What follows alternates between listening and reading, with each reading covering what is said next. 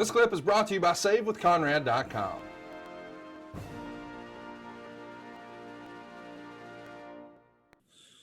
Let's talk about, and again, I don't want you to give me a number, but financially, you probably exceeded your goal. I mean, I can't imagine that you didn't exceed your downside guarantee. But do you remember there being a moment where you were like, holy shit, this is another level from what I was expecting?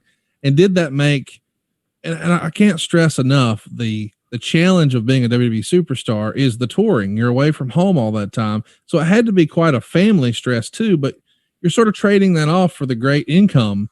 Yeah. Did it exceed your expectations? Do you remember there being a holy cow moment, or was there a time in that first year where you're like, man, I don't know if this is actually worth it? You know what? My guarantee was 75,000. So I made well over that. Yeah. But what I was surprised about, and I promised JR this when I accepted that contract. He said, you're going to get 75 grand a year for 5 years. I signed the contract. I said, don't worry about it because I'm going to make $1 million in my first year. And he's like, whatever you say.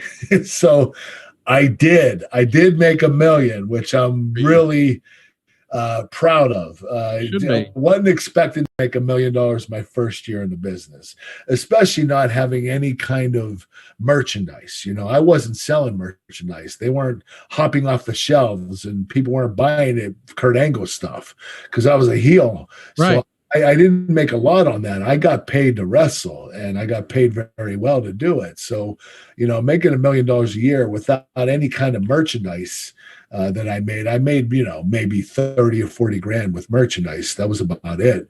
But I made a lot of money wrestling, and I did exceed the goal that I told JR I would do.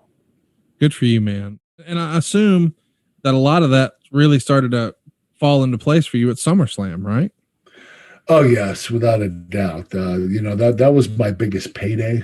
I believe I got 75,000 for that, which I don't really talk about my numbers much, Sure. But that was a big payday for me, especially a non-WrestleMania payday. So, you know, very seldom does anybody get $75,000 for a pay-per-view outside of WrestleMania. Although you can make a lot more at WrestleMania if you're main eventing. But as far as numbers, you know, you don't see 75,000 that often with other pay-per-views. No doubt. And it's kind of ironic that was your downside and you made it for one night. Yeah, you're right.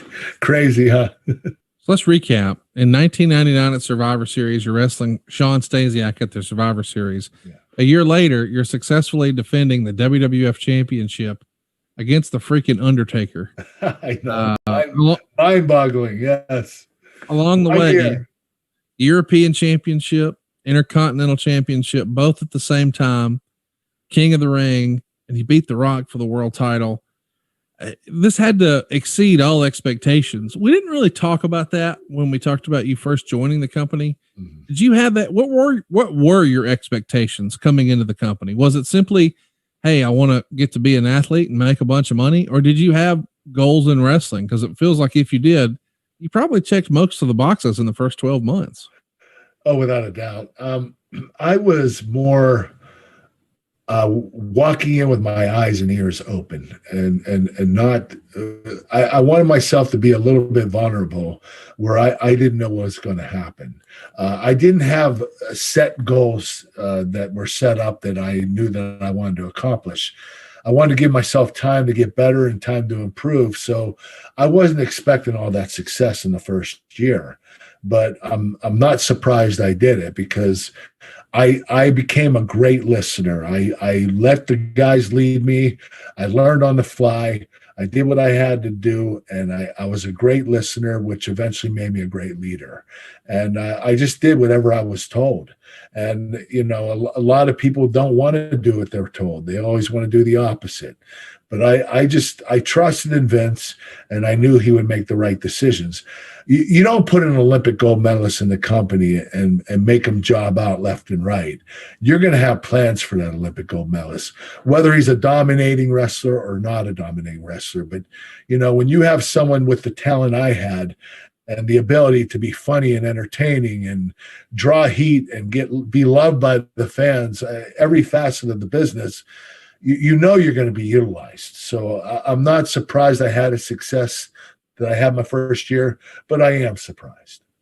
Hey, it's Conrad Thompson. Thanks for checking out the podcast here on YouTube. Be sure to hit the subscribe button and the notifications bell so you get a notice anytime we upload some new content. And go save yourself some money right now. If you're in a 30-year loan or you have credit card debt, it's not a matter of if I can save you money. It's a matter of how much. Find out right now for free at savewithconrad.com.